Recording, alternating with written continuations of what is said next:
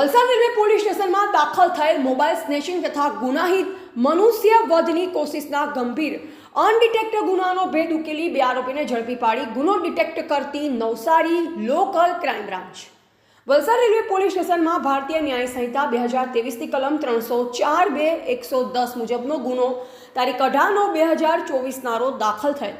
જેના ગુનાના ફરિયાદી રાજેશભાઈ ધનજીભાઈ ધંધુકિયા ઉંમર વર્ષ 36 જેમના રહેઠાણ સુરતના નાના વરાછા વિસ્તારમાં હોય, જેઓ તારીખ 18/9/2024ના રોજ કર્ણાવતી એક્સપ્રેસ ટ્રેનમાં સુરતથી વલસાડ તરફ જતા હતા અને ટ્રેનમાં ઘણી ભીડ હોવાના કારણે પોતાના પાસેની કોલેજ બેગ આગળ છાતીના ભાગે ભેરવી ટ્રેનના દરવાજામાં બેસી પોતાના મોબાઈલ ફોન ઉપર વાત કરતા હતા। દરમિયાન ટ્રેન નવસારી વિજલપોર ફાટક પાસે આવતા ટ્રેનના ટ્રેકની સાઈડમાં 20 થી 25 વર્ષની ઉંમરનો એક કિસ્સમ ઊભો હોય તેણે હાથમાંનો મોબાઈલ ફોન ખેંચવા જતા ફરિયાદીની બેગના પટ્ટામાં તે ઇસમનો હાથ ફસાઈ જતા તેણે ખેંચી રાજેશભાઈને ટ્રેનમાંથી નીચે પાડી દઈ મોબાઈલ ફોન લઈ નાસી ગયો અને ફરિયાદીનો ડાબો પગ ટ્રેન નીચે આવી જતા પંજા સહિત કપાઈ જતા ગંભીર ઇજા પહોંચી હતી।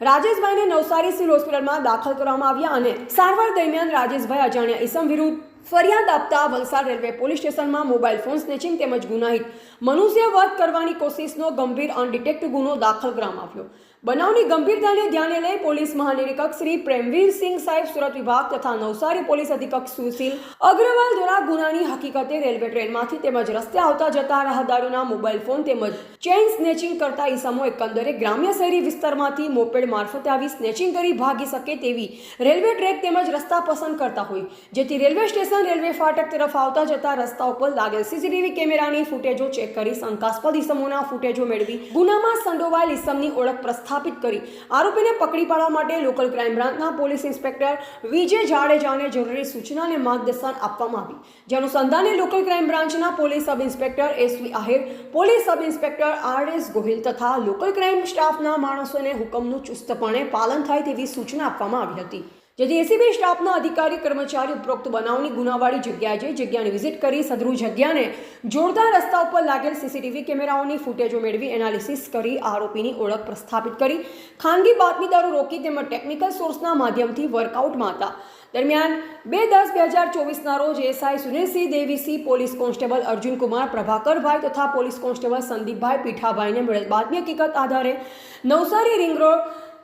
તાકંદનગર પાસે વોચ ગોઠવી ગુનામાં સંડોવાયેલ આરોપી વિકાસ ઉર્ફે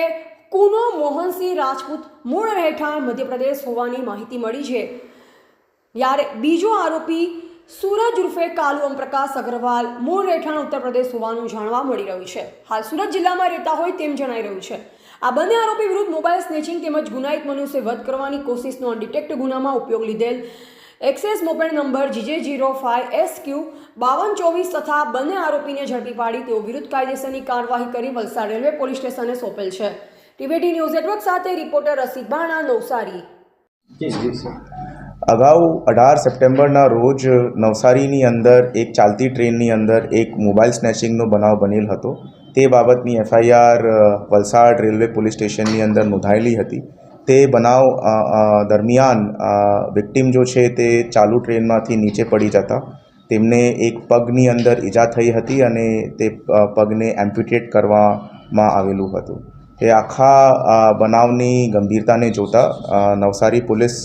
અને વલસાડ રેલવે પોલીસ બંને સતત સંપર્કમાં હતા અને નવસારી ક્રાઇમ બ્રાન્ચ દ્વારા અત્યારે આ બનાવના મુખ્ય 2 આરોપીઓની ધરપકડ કરવામાં આવી છે। તે આરોપીઓના ગુનાહિત ઇતિહાસને જોતા તેમના ઉપર મુખ્ય આરોપી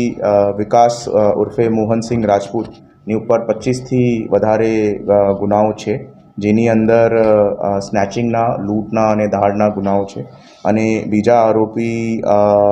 સૂરજ ઉર્ફે કાલુ જયસ્વાલ ના ઉપર ટોટલ 2 ઓફેન્સીસ અને ચેપ્ટર કેસ એમાં લીધા છે। બંને આરોપી મૂળતઃ ઉત્તર પ્રદેશના છે અને ઘણા સમયથી સુરતની અંદર સ્નેચિંગના બનાવ કરતા આવ્યા છે અને અત્યારે આગળની તપાસ વલસાડ રેલવે પોલીસ દ્વારા કરવામાં આવશે।